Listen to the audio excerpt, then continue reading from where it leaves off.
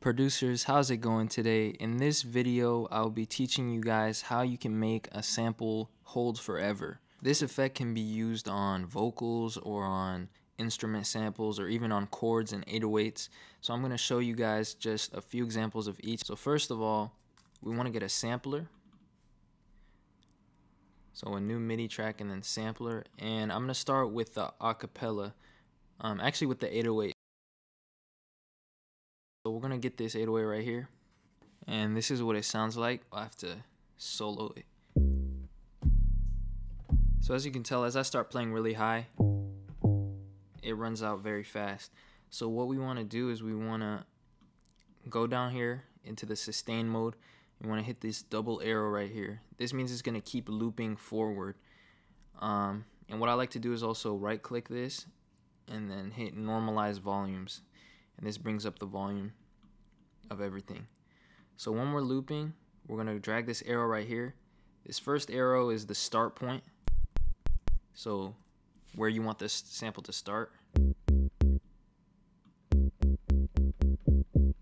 So obviously we want to start it where the kick is, and then the loop is going to be where the loop starts and ends. So I'm going to bring this end point in a little bit closer. And we want to hit two of the same peaks, like similar shaped peaks. Now as you can tell, there's some clicking, so a different thing you can do is actually hit snap, and it's going to snap to 0 points, so points on the line where the sample is at 0 volume, and this way we don't have any clicks. And then to get the gliding, you hit the pitch/oscillator tab, and then you hit glide, and I like to turn mine up to like 120 or so, 120 milliseconds.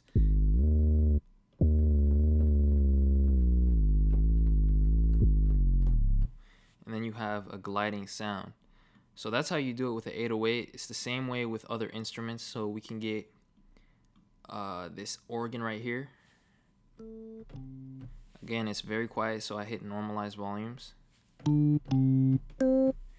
Gonna hit snap, which is already hit, and then the sustain mode. Sustain means the hold, so we want it to hold, not play just once. We want it to hold and loop. So we're gonna hit this first loop mode, and then our sample can hold for as long as we want to. So there's a little bit of clicking, so you may want to bring in the loop a little bit closer so it's less audible.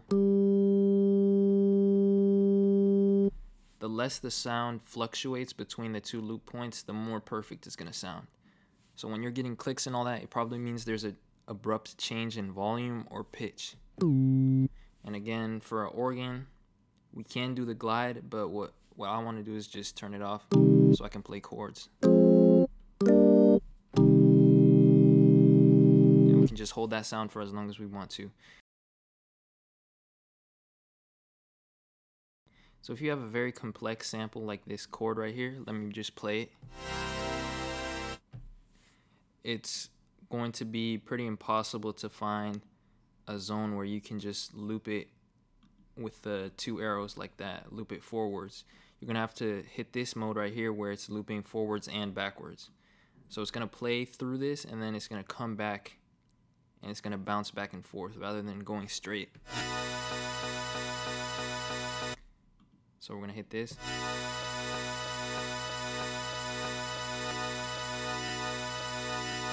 And there's still some clicking, so that's where we're going to start using crossfading. So we're going to turn up this crossfade.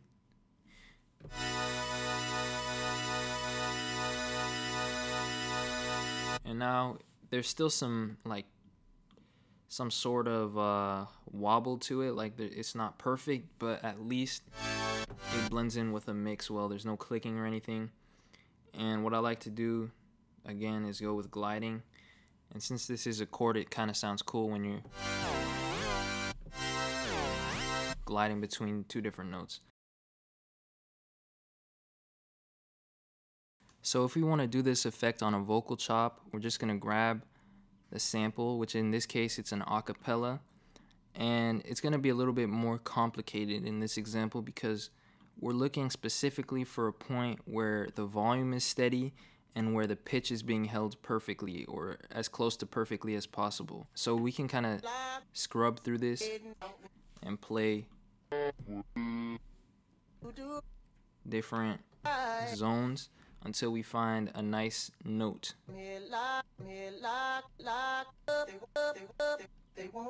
So when he says up, I think that can actually work. So we're gonna put the start point right there and hit this loop mode, this sustain mode. I'm gonna hit snap to grid again. I'm gonna go find our little section right there. And then we're just going to loop around this little point right here. So it's a little bit imperfect still, and that's not the fault of the sampler because the pitch isn't perfect.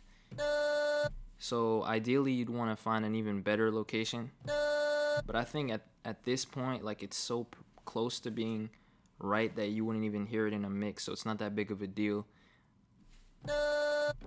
Kind of sounds bothersome, like if you're just listening to it by itself. But again, try to find a point where the pitch is nice and steady. So I think this is close enough. Another thing we can do is turn off the snapping and manually align it to two different identical points. So I'm going to use the peaks of these waves right here. Okay, that one didn't work too well. I'm going to find a different one.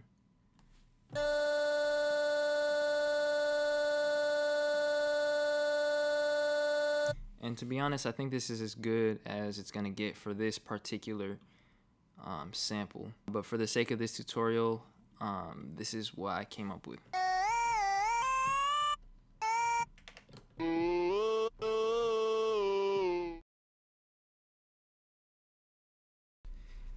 I hope you guys enjoyed the tutorial and learned something new today.